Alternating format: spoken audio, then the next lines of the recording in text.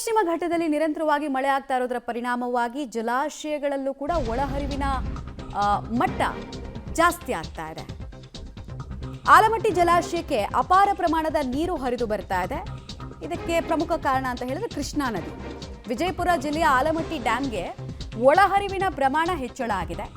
ಆಲಮಟ್ಟಿಗೆ 80,000 ಕ್ಯೂಸೆಕ್ನಷ್ಟು ನೀರು ಹರಿದು ಬರ್ತಾ ಇದೆ ಕೃಷ್ಣಾ ನದಿಯ ಕಾರಣಕ್ಕೋಸ್ಕರ. ಹೀಗಾಗಿ ರೈತರ ಮುಖದಲ್ಲಿ ಮಂದಹಾಸ ಏರ್ಪಟ್ಟಿದೆ. ನಾವು ಜೂನ್ ತಿಂಗಳಲ್ಲೇ ಆಲಮಟ್ಟಿಯ ದೃಶ್ಯವನ್ನು ನೋಡಿದ್ರೆ ಭಯ ಆಗ್ತಾ ಇತ್ತು. ಇದನ್ನೇ ನಂಬಿಕೊಂಡಂತಹ ರೈತರಿಗೆ ಏನಪ್ಪ ಮುಂದಿನ ಕತೆ ಅಂತ.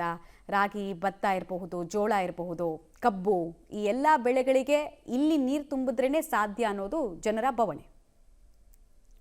ಕರ್ನಾಟಕದ ಜೀವನದಿ ಕೃಷ್ಣೆ ಒಡಲು ಇದೀಗ ಮತ್ತೆ ತುಂಬಿಕೊಂಡಿದೆ ಅಂತ ಹೇಳ್ಬೋದು. ನೀವು ನೋಡ್ತಿರ್ಬೋದು, ನಾವೀಗ ವಿಜಯಪುರ ಜಿಲ್ಲೆಯಲ್ಲಿ ಬರುವಂಥ ಆಲಮಟ್ಟಿ ಏನು ಲಾಲ್ ಬಹದ್ದೂರ್ ಶಾಸ್ತ್ರಿ ಜಲಾಶಯ ಇದೆ, ಆ ಜಲಾಶಯದಲ್ಲಿ ಇದ್ದೀವಿ. ಇದೇನು ಅಂತಂದರೆ ಸಂಪೂರ್ಣವಾಗಿ ಕಳೆದ 2-3 ದಿನಗಳ ಹಿಂದೆನೇ ಏನು ಅಂತಂದರೆ ಕೇವಲ 2 TMC ಅಷ್ಟು ನೀರು ಮಾತ್ರ ಇಲ್ಲಿ ಸಂಗ್ರಹವಿತ್ತು. ಪ್ರಮುಖವಾಗಿ ಏನು ಅಂತಂದರೆ ಜೂನ್ ತಿಂಗಳಲ್ಲೇ ಮಳೆ ಆಗಿದ್ದರೆ ಒಂದು ಪ್ರಮುಖವಾಗಿ ಏನು ಸಂಪೂರ್ಣವಾದಂಥ ಜಲಾಶಯ ಏನಿತ್ತು ಭರ್ತಿ ಆಗಬೇಕಾಗಿತ್ತು. ಆದರೆ ಇದುವರೆಗೂ ಕೂಡ ಜುಲೈ ಕಳೆದರೂ ಕೂಡ ಮಳೆ ಆಗಿರಲಿಲ್ಲ. ಪ್ರಮುಖವಾಗಿ ಈ ಜಲಾಶಯ ತುಂಬಬೇಕು ಅಂತಂದರೆ ಮಹಾರಾಷ್ಟ್ರದಲ್ಲಿ ಮಳೆ ಆಗಬೇಕಾಗತ್ತೆ. ಮಹಾರಾಷ್ಟ್ರದಲ್ಲಿ ಮಳೆ ಇರಲಾರ್ದ ಕಾರಣಕ್ಕಾಗಿ ಏನು ಅಂತಂದರೆ ಜುಲೈ ತಿಂಗಳು ಬಂದರೂ ಕೂಡ ಒಂದು ಹನಿ ನೀರು ಕೂಡ ಇಲ್ಲಿಗೆ ಬಂದಿರಲಿಲ್ಲ. ಇದೇ ಕಾರಣಕ್ಕೆ ಏನು ಅಂತಂದರೆ ಅವಳಿ ಜಿಲ್ಲೆಯ ವಿಜಯಪುರ ಮತ್ತು ಬಾಗಲಕೋಟೆ ಜಿಲ್ಲೆಯ ಏನು ರೈತರು ಸೇರಿದಂತೆ ಜನರಿದ್ದಾರೆ ಎಲ್ಲರೂ ಕೂಡ ಆತಂಕಕ್ಕೆ ಒಳಗಾಗಿದ್ದರು. ಯಾಕಂದರೆ ಮುಂದೆ ಯಾವ ರೀತಿ ನಾವು ಬದುಕೋದು ಹೇಗೆ, ಯಾಕಂದರೆ ಕುಡಿಯೋ ನೀರಿಗೂ ಕೂಡ ಬಹಳ ದೊಡ್ಡದಾದಂಥ ಸಮಸ್ಯೆ ಎದುರಾಗ್ತಾ ಇತ್ತು. ಅದರ ಹಿನ್ನೆಲೆಯಲ್ಲಿ ಏನು ಅಂತಂದರೆ ಅನೇಕ ಜನರು ಕೂಡ ದೇವರ ಮೊರೆ ಕೂಡ ಹೋಗಿದ್ರು, ಅನೇಕ ಪೂಜೆ ಪುನಸ್ಕಾರ ಕೂಡ ಮಾಡಿದರು. ಆ ಒಂದು ಫಲವಾಗಿನೇ ಏನು ಅಂತಂದರೆ ಇದೀಗ ಮಹಾರಾಷ್ಟ್ರದಲ್ಲಿ ಕೂಡ ಉತ್ತಮ ಮಳೆ ಆಗಿದೆ ಕಳೆದ 3-4 ದಿನಗಳಿಂದ. ಇದರ ಹಿನ್ನೆಲೆಯಲ್ಲಿ ಏನು ಅಂತಂದರೆ ಇದೀಗ ಲಾಲ್ ಬಹದ್ದೂರ್ ಶಾಸ್ತ್ರಿ ಜಲಾಶಯಕ್ಕೆ ಒಳಹರಿವು ಕೂಡ ಪ್ರಾರಂಭವಾಗಿದೆ.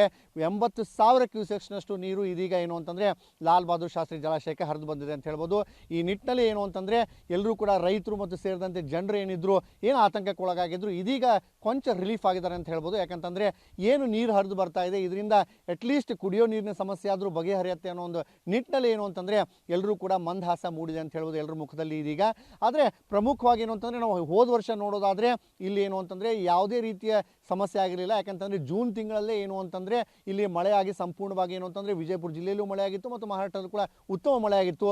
ಅದರ ಹಿನ್ನೆಲೆಯಲ್ಲಿ ಅಂತಂದರೆ 1 ಲಕ್ಷಕ್ಕೂ ಅಧಿಕ ಏನು ಅಷ್ಟು ಒಳಹರಿವು ಕೂಡ ಪ್ರಾರಂಭವಾಗಿತ್ತು ಜೂನ್ ತಿಂಗಳಲ್ಲಿ. ಆದರೆ ಈ ಬಾರಿ ಏನು ಅಂತಂದರೆ ಜುಲೈ ಕಳೆದರೂ ಕೂಡ ನೀರು ಏನು ಪ್ರಾರಂಭ ಆಗಿರಲಿಲ್ಲ ಒಳಹರಿವು. ಇದರಿಂದ ತೀವ್ರ ಆತಂಕಕ್ಕೆ ಜನರು ಕೂಡ ಒಳಗಾಗಿದ್ರು ಅಂತ ಹೇಳ್ಬೋದು.